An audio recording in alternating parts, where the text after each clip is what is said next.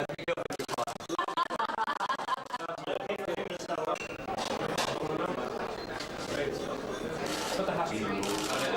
here we go now. Lovely, okay. That's what just come a bit closer up to me. That's it. Lovely. Now for my sawing. Turn around, guys, just look back. In all my years of travelling, never have I seen the situation as dire as that in Haiti.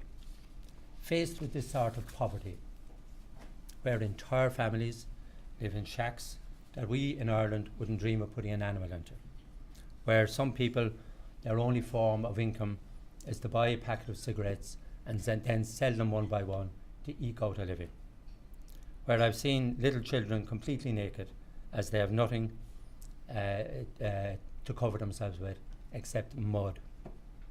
I felt compelled to do something in some small way, so that's why Carmel and myself are establishing Haven.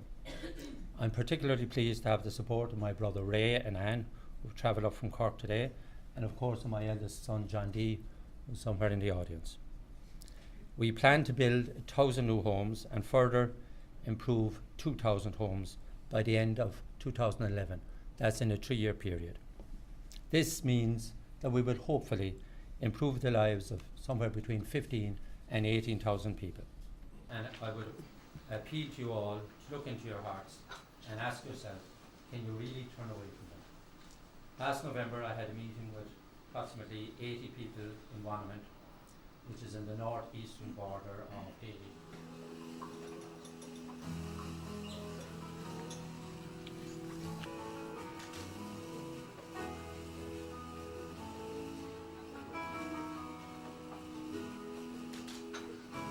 The work that Haven will carry out, constructing housing for the poorest people, will undoubtedly have a very strong resonance here in Ireland.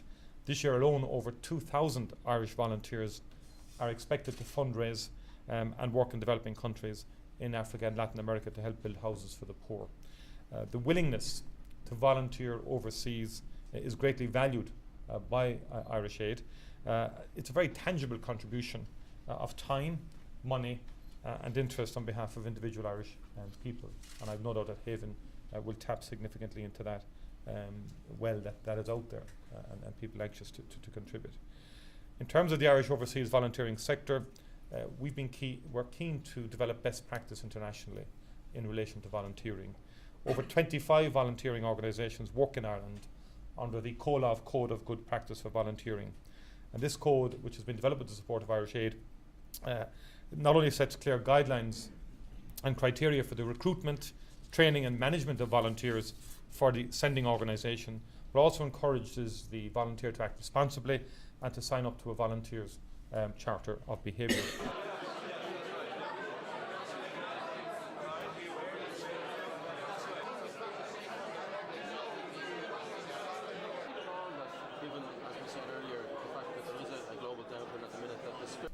Leslie and Carmel have very generously decided to kick-start the funding of Haven by personally donating €1 million, and I think that's worthy of a full applause.